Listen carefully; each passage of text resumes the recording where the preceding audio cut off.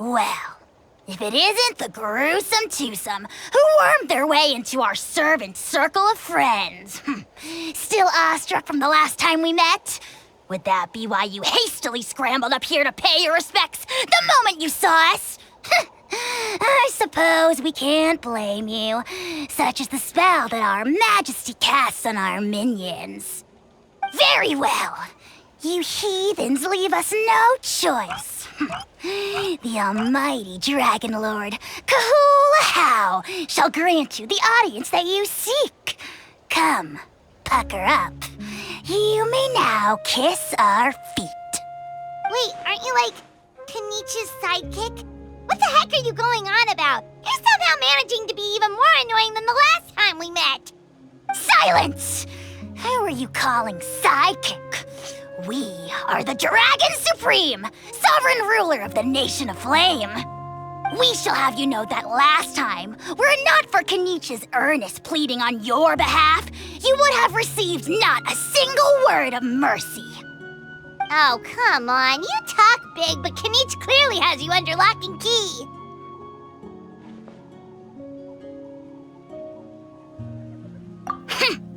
That's more like it. If you must know, our humble servant begged us to investigate an abyss incident near Hoytsidlan, and we chose to grant his request. Abyss incident? See this little lizard? Its mother, a medium-sized lizard, came under the influence of abyssal power. In her confusion, she attacked my servant's tribe, then assailed her own offspring. Yikes. So how is she doing now? She was but a lowly bug fighting against the power of the abyss. Naturally, she has departed for the Night Kingdom. Such a fragile creature. Apparently, she ended her struggle by leaping from a cliff. Leaping from a cliff? My dear anemic flying ant, as addled with questions as your head may be, please keep them to yourself and wipe that absurd expression off your face. We are the almighty Dragon Lord Kahula, not a wish-granting fountain. Anemic flying ant? You! Just you wait. Two can play at the ugly nickname game. We sense a faint abyssal energy. An evil sorcerer must be lurking nearby, but they are well hidden. If you encounter any suspicious outlanders, be sure to give them a robust interrogation. Suspicious outlanders? Wait, are you mocking us? How dare you cast aspersions on your ruler, heathen! You're just lucky that our servant has such vile taste in friends. Otherwise, we would beat you black and blue, and then purple, then black again! If you're not here to kiss my feet, then get out of my sight. Do not impede the work of the almighty Dragon Lord, Kahula. The potty mouth on that guy! Paimon is furious! Still, good to know about the abyss threat, huh? Wasn't expecting that. Let's not get sidetracked.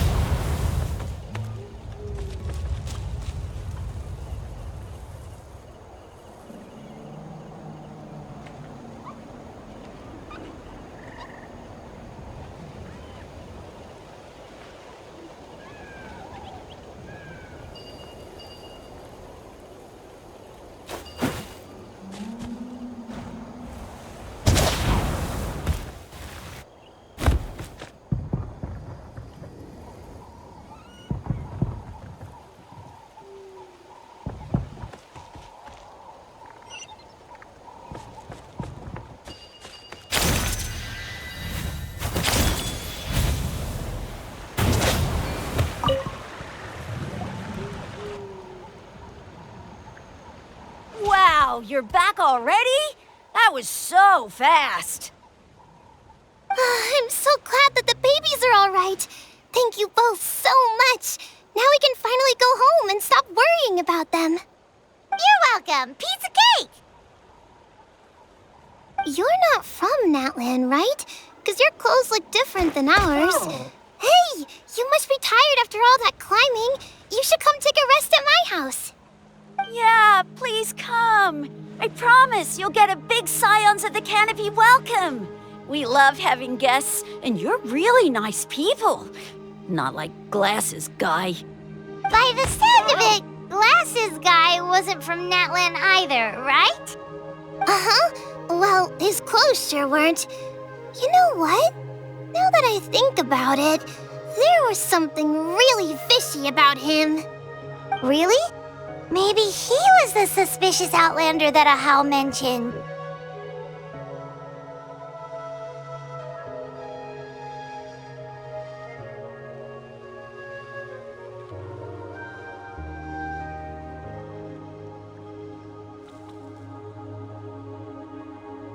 Sure, if you're interested.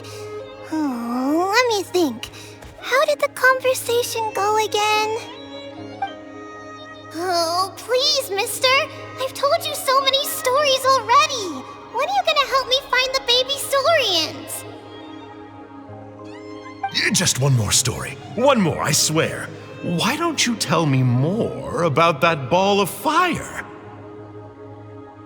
I heard that there was a huge transparent ball of fire that used to burn 500 years ago, 1,000 years ago, maybe even further back than that. Oh, you mean Turnfire. That's where the ancient name Mollypo comes from. Oh, wow. So it was the origin of an ancient name. That's impressive. Uh-huh. There's a story behind every ancient name. The legend goes that the Turnfire first appeared in the era of the Grand Alliance. It was used by the tyrant Och Khan to rule over Natlan and oppress anyone who opposed him.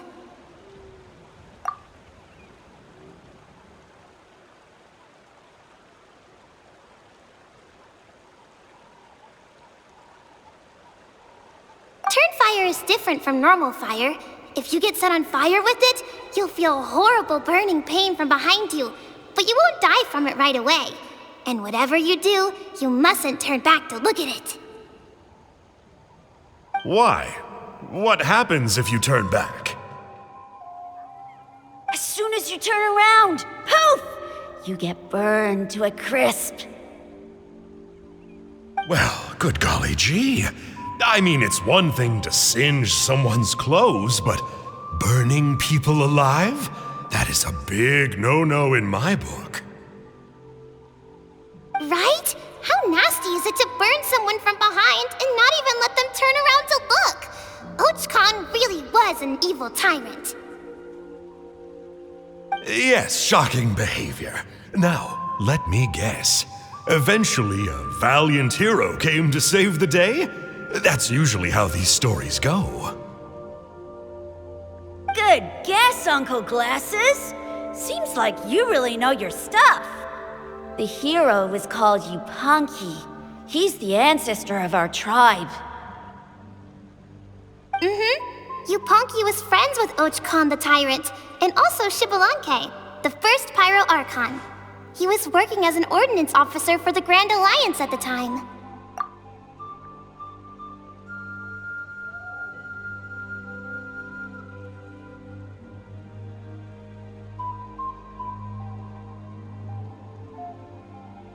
He didn't like how Och Khan was such a cruel tyrant, so he stole the Turnfire and threw it at the Och Khan's army. The soldiers couldn't defend against it, and they all got turned to ash. And that's how our ancestors set our people free. But just as he was about to leave the city, he thought he heard Och Khan calling out to him from behind. It caught him off guard, and he turned around to look. But Och Khan wasn't there. All he saw was a city burned black, an army in ruins, and giant flames reaching up into the sky. A split second later, the flames he saw burst out from inside his eyes and swallowed him up. All it took was a single glance. As soon as he looked back, he was burned to a crisp. The question is, was this the price he paid for stealing the Turnfire, or the price of turning back? Nobody knows the answer, but the fire that consumed Yunpanqui burned more fiercely than any other. It burned for 100 days until it burned a hole right through the ley lines. And then, the flame dropped into the deathly dark Night Kingdom, where it still burns to this day. The grown-ups say that it lights up the path that leads to the next life. But for the dead to be reborn, they have to accept the flames and be purified by the fire first. It's like a final look back at your life, where you have to answer for everything you did. Anyway, that's the story of Yunpanqui's Turnfire. Ah, a fine parable indeed. So, is it true? Is it really possible to find this fire in the Night Kingdom? I don't know. I think it's just a story.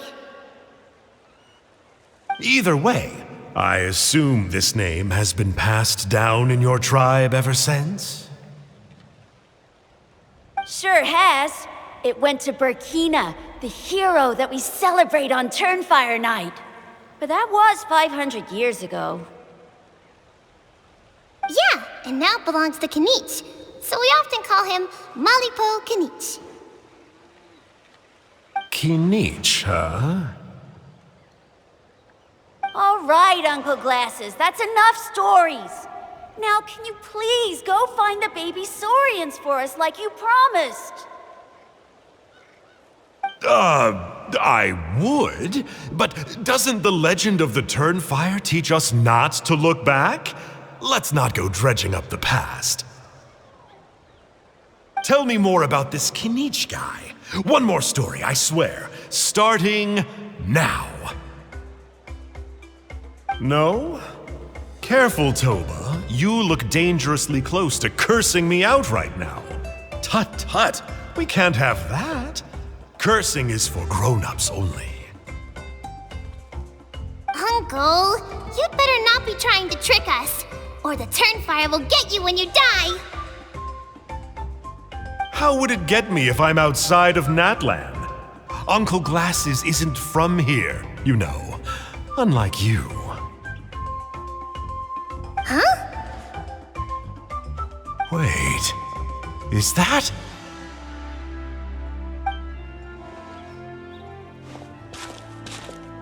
All right, kiddos. I'm a man of my word. 2 of my friends are on their way here, and, yeah, they'll help you out on my behalf. Work them like dogs, okay? That's what they're here for. Don't go easy on them just for my sake. Really? Well, first, can you tell us your name? We met at the foot of this cliff, so beneath the peaks, let's go with Sanka. Seriously?